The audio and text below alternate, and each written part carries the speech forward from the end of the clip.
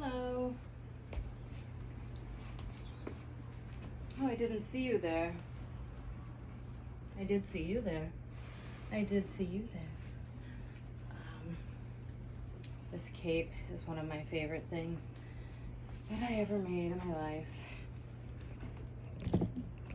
And yeah, so I wanted to show it off. Yeah, let's talk about showing off. Worn as a dress so easily. So, no. Sorry, Bernard, you can't have that one. I was gonna wear that for you, or this amazing other, like, crazy wild thing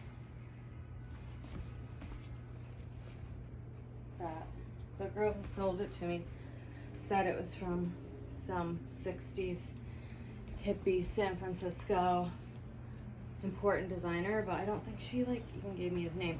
But it's still really fantastic. And then also the other option, just for showing off times, that's all we're doing here, people. You know, kimono. You can't never go wrong with a kimono, right? One is too many and 1,000 is never enough. Okay, so that was that. Already really hot. And then, oh, now, yeah, come over here. Come over here now. Let's get intimate. Bernard. Oh, it's so hot, honey, huh? Okay. Oh, and then it was glasses options too. Oh shit, that's you know, I love these, but I don't know. They just didn't feel quite right.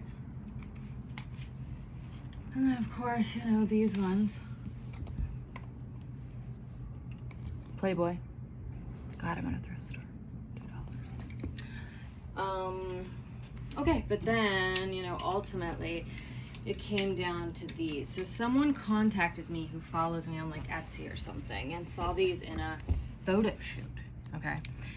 And so, I mean, this is what they look like. And then, okay. And then they go like that. And they're like skeletons. And they used to have a string around them so I could wear them around my neck. But then further discussion, things that I've kept from my exes, or, you know, they left. I didn't like purposefully keep it or whatever, but this item is one of them. Anyways, that guy offered me like a lot of money for these and I was like, no, I'm never selling this.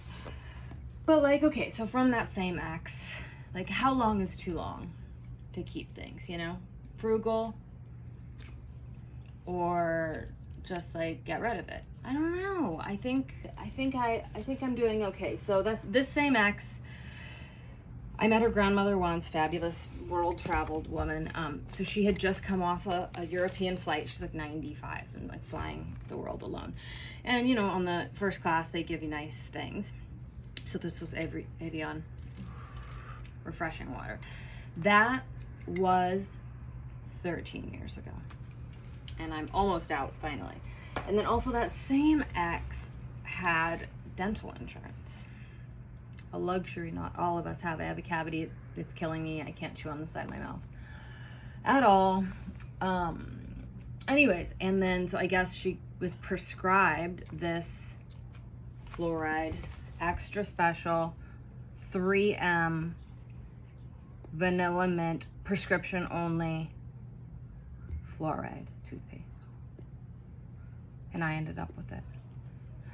And it's almost done too. I use it sparingly, just like in hopes that when I do, it's like after I floss mostly, and then I'll be like a nice slow brush with this, just hoping it's gonna clear away the cavities that already exist. So, I don't know. I mean, there's more is the thing. There's just more that they leave behind And then I'm gonna get one more thing from this particular collection. I do think it's pertinent.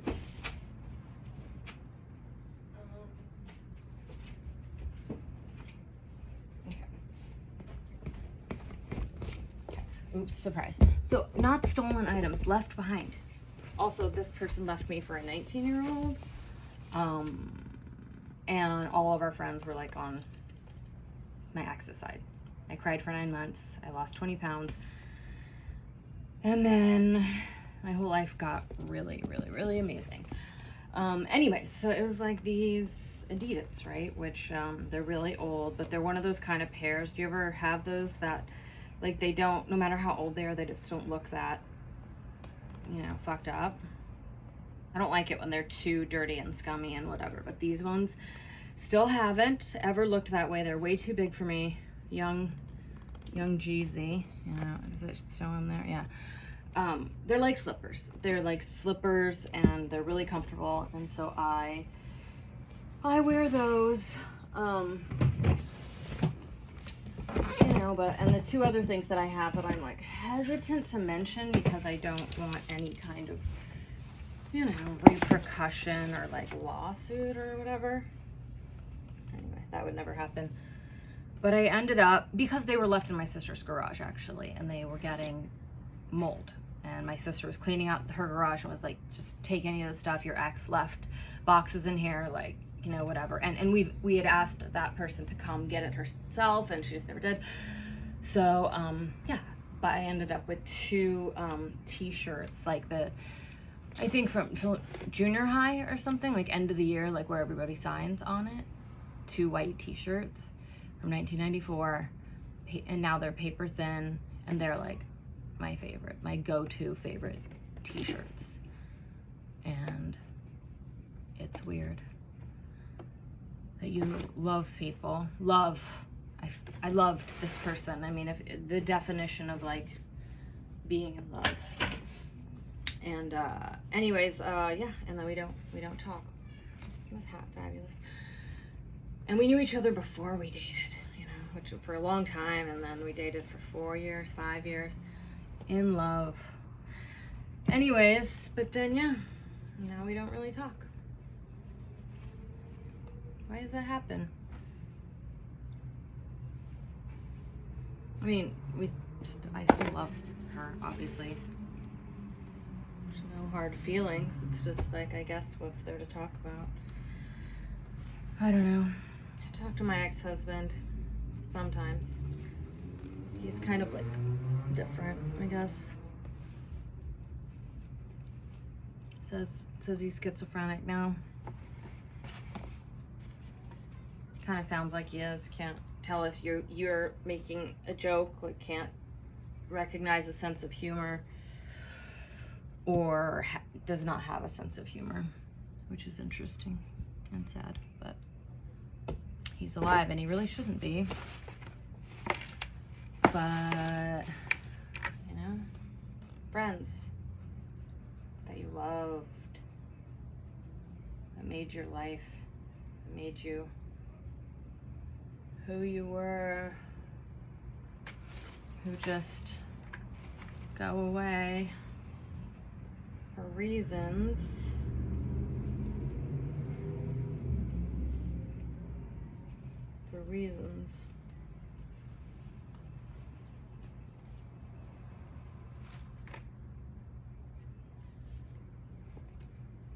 They're just not there anymore. And, I know, I've done some fucked up shit to my friends.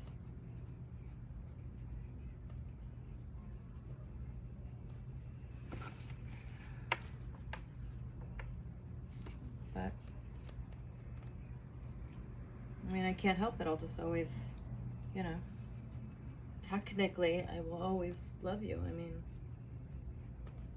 people change your life, every single friend. I love them. But sometimes you just can't talk anymore, you know, to each other. I mean, it's just that. It's just like you just can't. Until maybe one day you can. I don't know. This virus sure is making a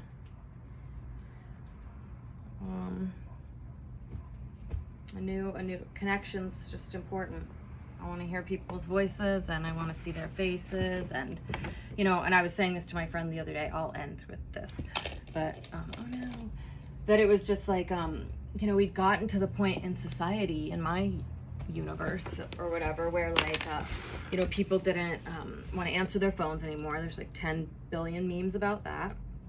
And then when we did ever you know, so it's all texting, and then do you even text back? Oops, I forgot, you know, which I do often, or I used to, like, just I'd see it and I'd be doing something else and I'd forget to respond.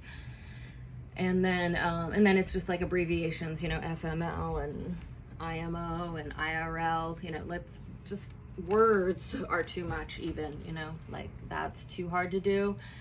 And then yeah, you know, that's just the level. Like, just watch my Instagram stories and then you'll know me. Then you'll understand what's going on in my life, and we don't have to actually have like a talk about it or whatever. And you know, clearly that's not how we grew up.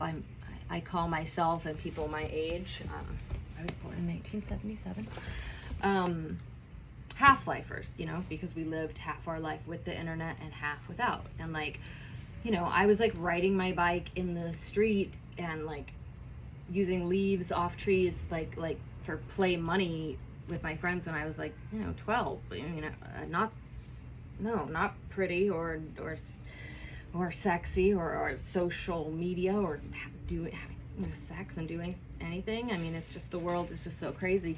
And this is a memory I had the other day. So like, my parents took us to Hawaii a couple times. I think I was literally like maybe 12, 13 or something, and like Japanese people would stop us constantly because they wanted to take pictures of me and my sister. Like, American girl, white girl, I seriously don't know, but I just had that memory the other day. So it happened frequently. That would never happen now. Japanese people are like the coolest people in the world, and they know that they're cooler than us, and like, why would they want a picture of a white kid, a stranger, in Hawaii? But anyways, the world is really heckin' different, and I think that we're going back from like, you know, back to wanting to talk to each other. I mean, don't you remember being a teenager and talking on the phone constantly? I mean, I had a Swatch phone with 2 ends, you know, and it was like writing notes and leaving them on the desk for my friend who I knew had the class after me. And I had pen pals, you know, like a lot. I have a lot of letters. But phone chats, you know, the hotline. And nobody cared if there was like a weird pause or something in between, you know, you're like doing your thing, your teenage girl thing over here, and blah, blah, blah. And I don't know, I miss it. I mean, I even had a pen pal in Switzerland. I had a pen pal with the Bible lady in Canby, Oregon, because I was really into Jesus when I was pretty young. In any case, just connecting back in the good old-fashioned kind of ways, because we're human. And I think, you know, we miss each other and realize that, like, being popular and pretty and stuff on internet, not in real life, just isn't it isn't fun when, you know, your life is just like bleh, boring, sad, dull, without your friends. So I love you, friends. I miss you. I'm sorry that this is like the longest video of all time. Told ya, I am a chatty